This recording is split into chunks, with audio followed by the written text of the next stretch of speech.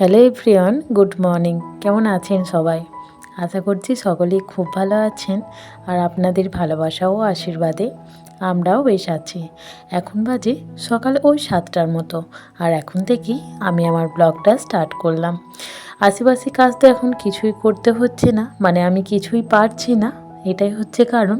তো সেই জন্যই ভাবলাম কতদিন আর আপনাদের সাথে এভাবে বসে বসে দিন কাটাবো, ব্লগ শেয়ার তো করতেই পারছি না। তাই ভাবলাম একটু তো সুস্থ আছি, তো একটু একটু করে যদি আপনাদের সাথে ভিডিও শেয়ার করতে পারি তাহলে হয়তো আমারও ভালো লাগবে। তো সেই জন্যই আজকে ঘুম থেকে উঠেই আমি আর কি বিছানাটা মানে সুন্দর করে গুছিয়ে নিলাম। সত্যি কথা বলতে বিছানাটা আমিই গুছিয়ে নিই, কারণ এই ঘরের বিছানাটার মাকে তুলতে দিই না। আমি যখন বিছানা ছেড়ে উঠে যাই তখন কষ্ট করে হলেও মানে বিছানাটা সুন্দর করে গুছিয়ে দিয়ে যায়। তো তার মধ্যে আজকে একটু ভেবেইছিলাম যে আজকে আপনাদের সাথে একটু ভিডিও শেয়ার আমি করবই। সেই জন্য আগের দিন রাত্রেই মাকে বলে রেখেছিলাম, মা আমি বাসি ঘর দুয়ারে ঝাঁটপাটগুলো দেবো, আপনাকে এগুলো আর দিতে হবে না, ঘরে বসে যেটুকু করতে পারি, ঘর থেকে তো আর সরতে পারছি না। তো যাক, তারপরে সেই রকম নিয়ম মাফিক সকাল থেকে উঠেই বাসি বিছানাটা আগে সুন্দর করে গুছিয়ে নিলাম। তো তারপরে বিছানাটা ভালো করে ঝাঁট দিয়ে নিয়ে এখন আমি জানলাটা পরিষ্কার করছি। জানলাটা এত পরিমাণে ধুলো হয়েছে, তো কি বলবো, প্রত্যেক দিনই ভাবছি করব, কিন্তু হয়ে আর উঠছে না। ওই যে কাজকর্ম তো ধরিনি সংসারের, তো আজকে যেহেতু ধরেছি মানে মনে হচ্ছে যেন সবটাই একটু একটু করে করি। এখন ঘরদোরগুলো ভালো মতো ঝাড় দিচ্ছি, তবে এই যে আমি দাঁড়িয়ে দাঁড়িয়ে ঝাড় দিচ্ছি আমার কিন্তু পাটা প্রচণ্ড পরিমাণে অসুবিধা হচ্ছে। অসুবিধা বলতে ব্যথা হয়তো প্রচণ্ড পরিমাণে হয়নি, তবে পাটার ওপর ভর দিতে পারছি না। তো পাটাকে যথেষ্ট পরিমাণে আলগা দিয়ে আমি কিন্তু ঘরদোরগুলো ভালো মতো করে ঝাড় দিয়ে নিচ্ছি। তো যেহেতু মাকে বলে রেখেছিলাম, তো সেই জন্যই মা আর দেয়নি।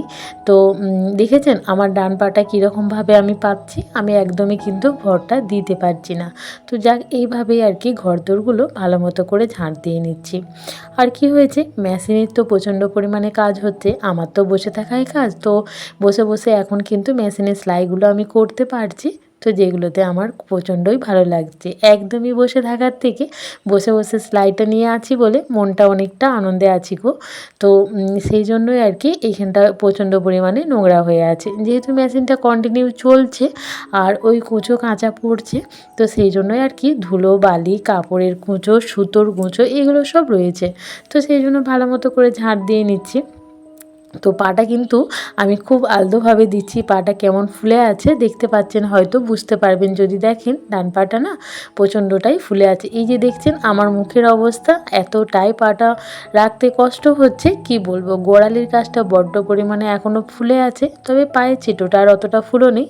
তো এখন সবাই বলছে ওই জায়গাটা ফুলে অবশ্য থাকবে। তো যতটা পারছি এইভাবেই বসে বসে সিঁড়িটা ঝাঁট দিয়ে নিলাম। এই উঠতে বসতে একটু কষ্ট হচ্ছে জানেন, মানে একদমই ওঠা বসাটা পারছি না। হয়তো ছেলে হাতটা ধরে তুলে দিচ্ছে, নয়তো আমি একটু ভর দিয়ে হাতের মধ্যে ভর দিয়ে উঠছি, এরকম হচ্ছে।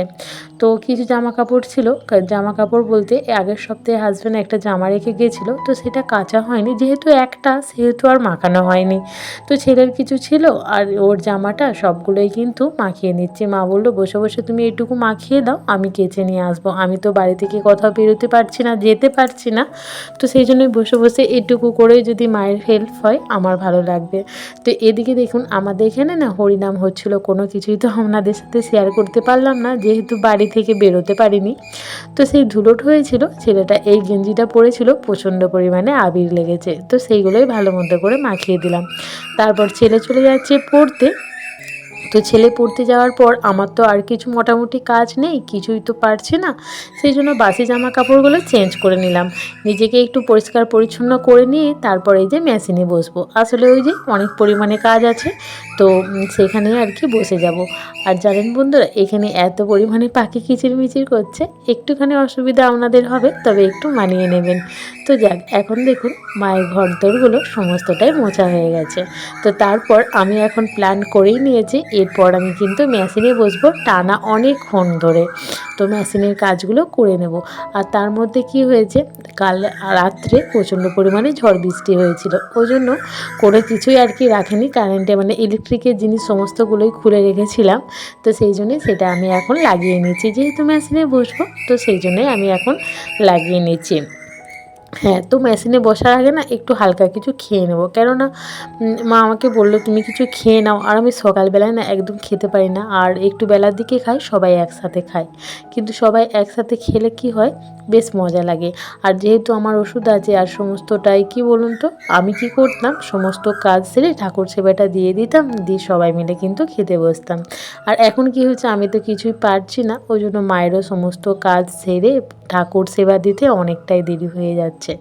তো তারপরে আর কি একসাথে খাবো, তো সেই জন্যই আমি আর কি একটু খেয়ে নেবো। তো আপনাদের দেখাই, দেখুন এত পরিমাণ ড্রেসের সেলাই করেছি, তো সেটাই আপনাদের সাথে শেয়ার করছি। এখানে 100 পিস মাল নিয়ে আমি বসেছি, প্রায় ওই 50-60 টার মতো হয়ে গেছে, এখানটা জড়ো হয়ে আছে। কি হয়, 20 পিসের মতো করে নিয়ে বান্ডিল করে বেঁধে দিই। কি হয়েছে, হুকগুলো না শেষ হয়ে গেছে, তো সেই জন্য হুকের জন্য করতে পারছি না, তাই ভাবলাম বসে কেন থাকি, তো সমস্তটাই যতটা পারি এগিয়ে নিই। তো তারপরে আর কি হুকগুলো বসিয়ে দিয়ে 20টা 20টা করে আলাদা করে দেবো, মানে 20টা করে এক একটা বান্ডিল করি। তো দেখুন সেই মতো আমি কিন্তু এখন একটু ছাতু করে নিচ্ছি। ওই যে বললাম শুকনো মুড়ি একদমই খেতে পারি না, সত্যি বলতে একদমই শুকনো মুড়ি, অনেকে যেমন সকালবেলায় চা খায়, আমি তো চাটাও খাই না। তো সেই জন্য আর কি একদমই ভালো লাগে না মুড়ি টুড়ি খেতে, ওই 9টা 9:30টার দিকে খাই। তো যেহেতু এখন বাজে ওই 8টা থেকে 8:30টার মতো, মা বললো আমার তো চান করে আসতে একটু দেরি হবে, অনেকগুলোই কাজ আছে, তো তুমি হালকা কিছু খেয়ে নাও, দিয়ে তারপরে আমার সাথে খাবে। তো সেই জন্যই আর কি একটু ছাতু করে নিলাম, একটু ছাতু খেয়ে নিয়ে এখন কিন্তু আমি মেশিনে বসে পড়লাম। তো এখন মেশিনে বসে পড়ছি, মেশিনে এখন সেলাইগুলো জোরজার দিয়ে করে নেব। আর চলুন আপনাদেরকে না আমি আজ শেয়ার করব কিভাবে একটা স্কার্ট আমি বানাই। তো এখন দেখুন আমি দুধার মানে এই যে পিসটার দুধার একটু করে সেলাই করে নিলাম। তো সেলাই করে নেওয়ার পর এরপর আর কি কোমরপটিটা জয়েন করব। এই কোমরপটিটার মধ্যে দিয়ে আমি এই ছিটটাকে মানে কি বলবো, কুচি দিয়ে দিয়ে আর কি পুরোটা এর মধ্যে খাইয়ে দেব। তো কুচি বলতে যেমন করে অনেকে অনেক রকমভাবে কুচি দেয়, তো আমি আর কি বক্স কুচি দিই। তো বক্স কুচি দিলে না দেখতে অনেকটা সুন্দর লাগে। তো আমি কোমরপটির মধ্যে পুরো ছিটটা আর কি একটু একটু করে পুরোটা এই কোমরপটির মধ্যে খাইয়ে দেবো, ওই যে বক্স কুচি দিয়ে দিয়ে। তো এখন আমি বক্স কুচিগুলো দিয়ে নিচ্ছি। তো আমার বক্স কুচিগুলো দেওয়া কমপ্লিট। এরপরে ওই যে কোমরপটিটা ঘুরিয়ে আবার ওই যে কুচিগুলো দিয়েছিলাম সেইগুলো এখন ঢাকা দিচ্ছি, মানে দেখতে বেশ সুন্দর লাগবে আর কি। এখানটা যখনই এই কুচিগুলো ঢাকা পড়ে যাবে বেশ একটা সুন্দর শেপ আসবে স্কার্টটার মধ্যে। তো চলুন আপনাদেরকে সেটা আমি দেখাচ্ছি। এই যে অনেকটা সুন্দর এসে গেছে, আর তার মধ্যে একটা করে স্টিকার বসিয়ে দিচ্ছি। ওই যে আগেতে দেখলেন মেশিনের ওপরে কুচো কুচো পড়ে রয়েছে সাদা কালারের, তো ওগুলো হচ্ছে স্টিকারগুলো। তো স্টিকারের সাইজটা অন্য সাইজ, তো সেই জন্যই উল্টে দিলাম আর কি। তো ওখানে আর কি সাইজটা এখন এটা যে সাইজ সেই সাইজটা আর কি লিখে দেবো। তো যেহেতু উল্টে দিলাম সেখানটা মানে সাদা জায়গা, সেখানটা করে লেখা যাবে। তো এখন দেখুন আমি হুকের ঘরগুলো করে নিলাম। হুকের ঘর করার পর এখন আমি ধারটা সেলাই করে নিচ্ছি। ওই যে প্রথমে একটু একটু করে ধারটা সেলাই করেছিলাম, সেই ধারটা সেলাই করার পর থেকে আমি এখন সেলাইটা দিয়ে নিচ্ছি। তো এখন একদম শেষ মুহূর্ত পর্যন্ত, মানে শেষ মাথা পর্যন্ত আমি সেলাইটা দিয়ে নেব। এই যে আমার সেলাই দেওয়া কমপ্লিট।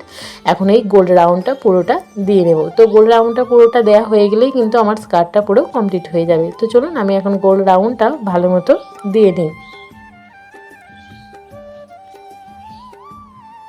আমার মোটামুটি গোল রাউন্ডটা দেওয়া কমপ্লিট হয়ে গেছে। তো আপনাদেরকে আমি ফাইনালি দেখাই কত সুন্দর দেখতে হয়েছে স্কার্টটা।